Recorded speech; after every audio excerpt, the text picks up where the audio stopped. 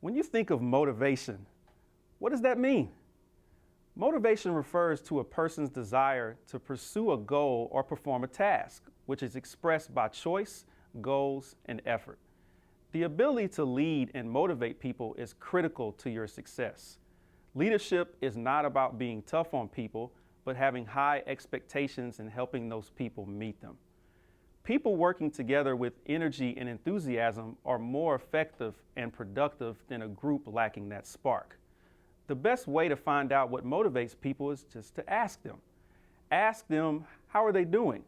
What challenges do you enjoy? Do you feel appreciated for the work you do? These types of questions can help you set a roadmap for the challenges you might face. When you think of the different types of motivation, you have intrinsic versus extrinsic.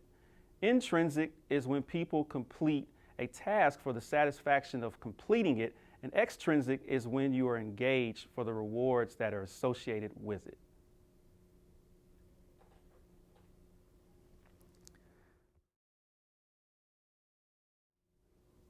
The power of motivation encompasses our everyday lives in a number of different ways, especially in the workplace.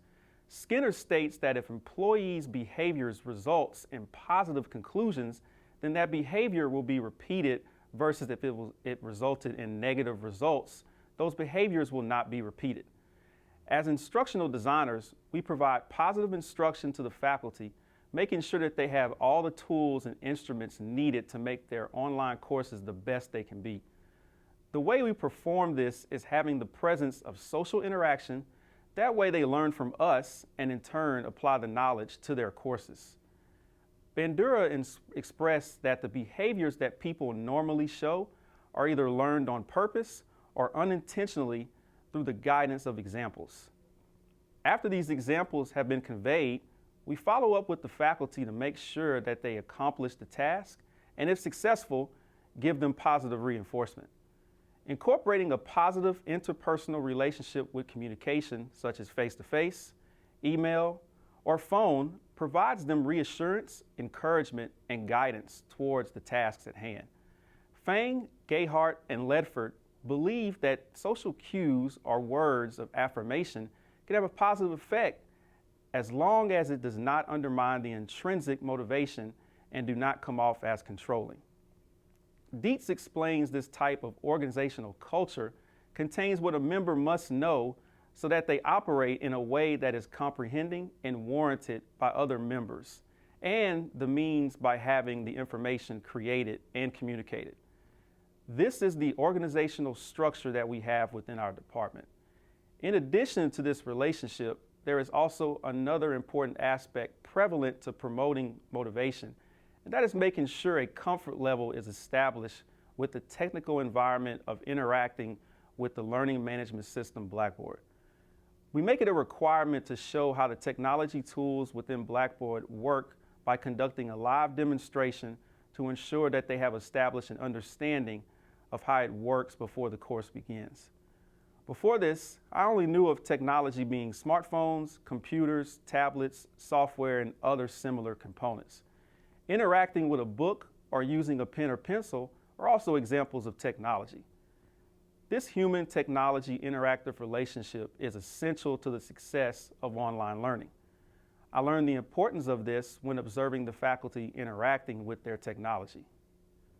Putting everything in perspective, these areas of instructional planning in this course has provided me a new insight towards faculty interaction with technology and communication, while at the same time showing what was already taking place within my department.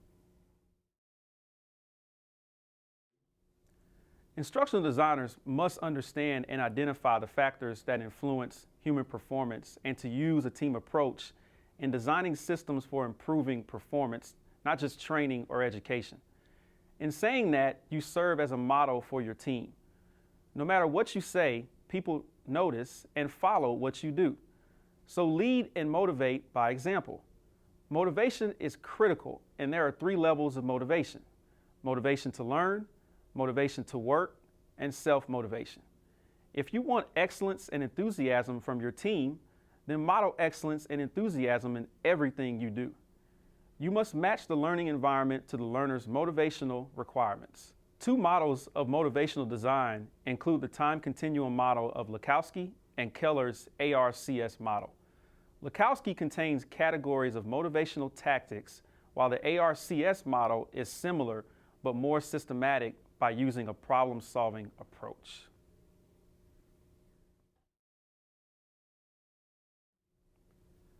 People are motivated by purpose. Extrinsic motivators are short-lived and not very productive. Instead of attempting extrinsic motivators, giving people a purpose, a reason, a fundamental interest, and belief in a task creates intrinsic motivation, a desire to complete the task that does not need extrinsic incentives. The desire to complete the task comes from within, and when a person invests in a task internally, they are more likely to put quality time and effort into the work. Edward Deci addresses the importance of internal motivation when he says it is necessary to create autonomous motivation, something that either interests a person or something they value and believe in. This creates an opportunity for that person to invest in the task. When considering how a leader manages motivation in an organization, Edward Deci's theory of self-determination requires that instead of asking the question, how can I motivate my team, leaders should really ask, how can I create the conditions in which others will motivate themselves? Creating the opportunity for internal motivation starts with providing basic needs as described by Maslow. Digital natives might need Wi-Fi and battery life before they need sleep and food, but still, in order to get people to move forward to self-actualization, leaders have to ensure that the bottom rungs of the ladder are met with communication and an accepting culture. Daniel Pink's theory of autonomy, mastery, and purpose provide a clear outline for leaders that creates a culture of intrinsically motivated employees. Relinquish control over every detail and give employees the autonomy to work on tasks that matter to them, including them in the decision-making process, give them a purpose, and allow them time to master their knowledge. When in doubt, it is always helpful to remember Gladwell's spaghetti sauce rules. Rule number 1, people cannot always articulate what they want, making it difficult to rely on what they say they want when they really respond to something different. Rule number 2, there are no good and bad types of motivation. There are only different types of motivation that meets the needs of different people. Rule number 3, there is no perfect way to create internal motivation. There is no universal method. Instead, leaders must embrace the diversity of all humans in an organization.